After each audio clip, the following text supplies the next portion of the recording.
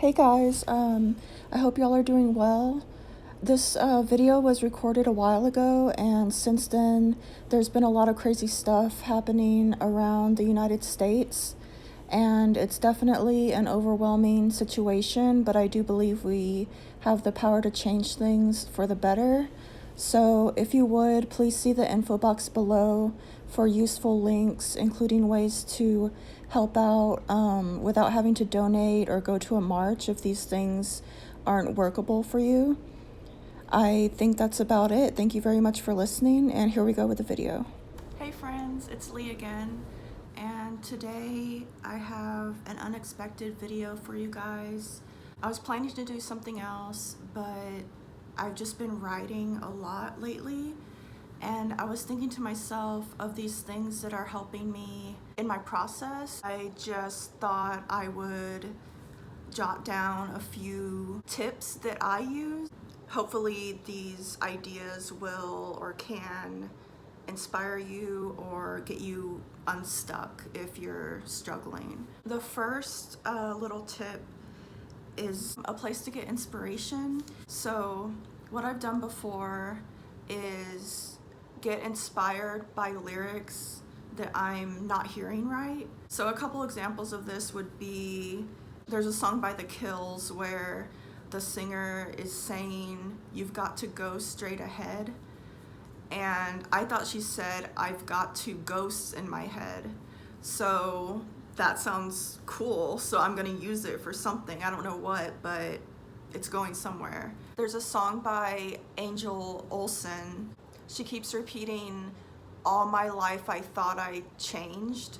But in my head it was something like, "All my life the subtle chains," or "All my life the sudden change." So I really like both of those lines. Try to listen to the lyrics and see if you can decipher them. And if you're lucky, you'll get it wrong, but you'll have some concepts or lines in your back pocket. Second tip is to ask questions to yourself about your characters if you're having trouble coming up with the layers for them, the specific things that make them seem more realistic. And I ask the questions to myself, but I have a good friend, a self-published author. I'll link her information below. She interviews her characters. So she's asking the characters XYZ, and then they give the answer. So there's tons of ways you can do this. I'm just gonna share a few questions that I've thought of, and I'm gonna give like an example of answers. We're gonna call this character Jonathan. So you might ask, how does Jonathan draw people in? So let's say Jonathan draws people in with his sense of humor, and then in the opposite direction, what does Jonathan do to push people away?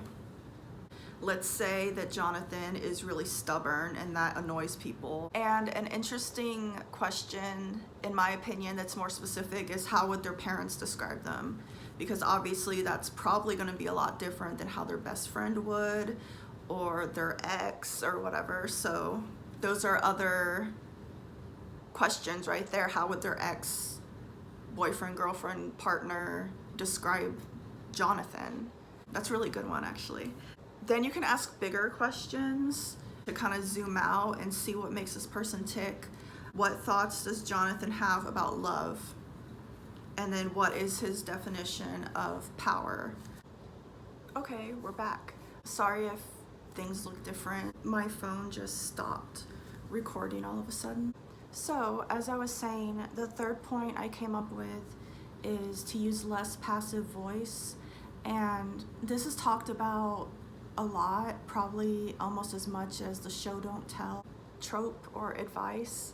Passive voice is basically when the verb of the sentence is to be.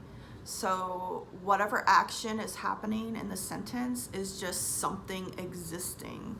It's just sitting there. An example of this would be if you wrote, "There was a knock at the door." You can say, "A knock on the door interrupted the silence." So now the knock is interrupting something. It's a whole being that's acting upon the silence. That's what makes it sound, in most cases, better. I'm not saying you can never use passive voice, especially, for example, in dialogue. People speak in passive voice a lot. There's no black and white here. Present tense example I had is, there is deep fear in his eyes. You could also say, fear shines clearly in his eyes. And I think it's pretty self-explanatory how one just sounds richer and further developed. So yeah, if you're feeling kind of stuck and things just sound kind of blasé, did I just say blasé? Oh my god. Things sound kind of flat. Look for when you use the words was and is, that can point you in the direction of the verb being passive. Okay, sorry if it's different again. My phone just cut off for the second time. So the last tip I have is kind of broad. It encompasses a few different ideas, but to summarize, it's basically, if you feel stuck with your story or your book, get up and like act it out. The first example I have of that is with dialogue. And dialogue is so interesting because we're talking all the time to people, less so now because of quarantine. But for some reason, when you're sitting down to write, it's like you forget how people talk, and it can sound unnatural is what I'm trying to say, at least personally. So let's say in your story, a character is explaining a story about their past to one of their friends, and you're just not sure how they would start talking about it. Literally, well, to me it helps to move around. You sit somewhere and you act like the friend is over there and you're the character, and act like that's your real memory. Think of the story in your head and then just naturally start, how would you start explaining it to your friend who didn't know anything about it? And this is tricky because you either have to remember what you're saying or write it down as you go. I usually remember what I said, mostly because I just keep repeating it out loud until I can write it down. As you do this, think about the details of your story. Like, say this character is hesitant to tell the story. What would you do if you were kind of like, you know, like think about maybe going like this, or if you're tense about the story, you might like roll your shoulders a little bit. I think what can add realism to a story is kind of like stage direction. Like, how are they sitting? Where are they facing? Things like that. Mannerisms that they may have. Saying what the eyes are doing as well just adds that much more detail and personality to the characters. The next one is really simple. In your story, something urgent is going on. So your character is walking quickly across the room. And so you wrote something like, he walked quickly across the room, and you know you have good taste, so you know it can be better than that. And so my advice would be to get up and quickly walk across the room and notice things about it. Your feet being heavier on the ground, louder, your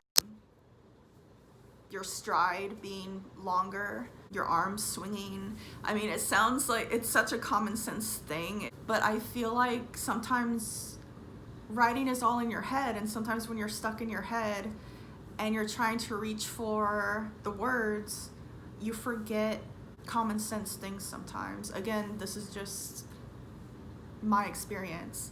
So get up and do the thing that you're trying to write. So this third point is kind of tricky, but this is about when you're trying to write a scene and the action taking place is not something you have experience with, or I would hope so.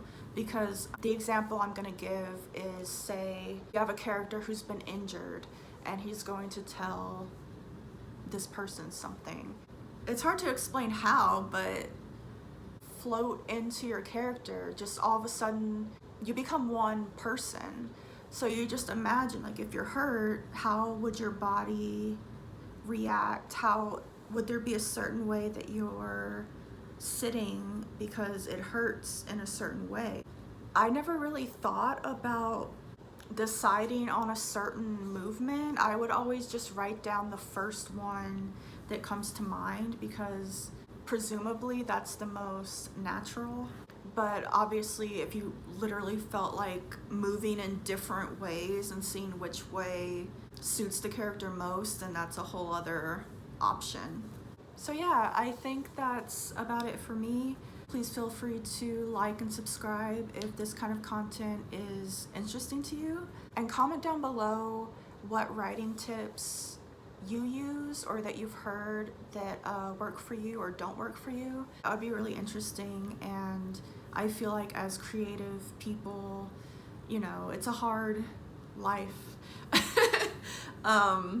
I suppose. I just believe in artists helping each other. If one of us is successful, that doesn't mean that no one else can be.